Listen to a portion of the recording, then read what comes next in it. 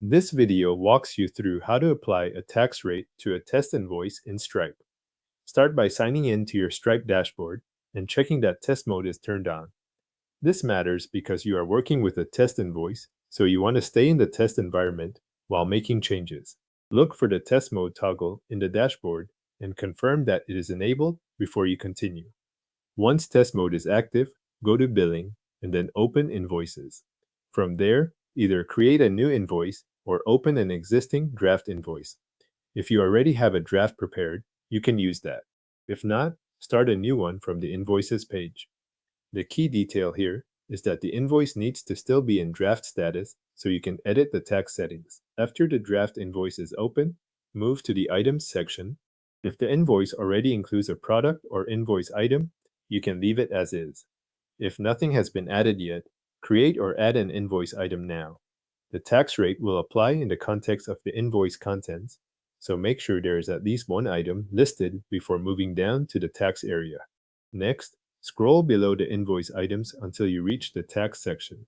This is where Stripe lets you attach one or more tax rates to the invoice. Take a moment to make sure you are in the correct section, especially if the page includes other pricing or billing details nearby. In the tax section, click the drop-down label Select the Tax Rate and choose the tax rate you want to apply. Once selected, Stripe updates the invoice with that tax setting. If your account already has several tax rates available, make sure you choose the correct one before moving on. If you need to apply more than one tax rate, click Add Another Tax and select the additional rate. If the rate you need is not listed, select Create a New Tax Rate and set it up from there.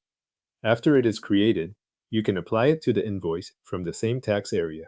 With the tax rate selected, look to the Invoice Preview panel on the right side of the page. Check that the tax rate appears there and review the updated totals.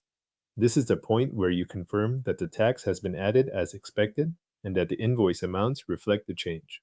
When everything looks correct, save your work by continuing to edit the invoice or by finalizing it, depending on what you need to do next.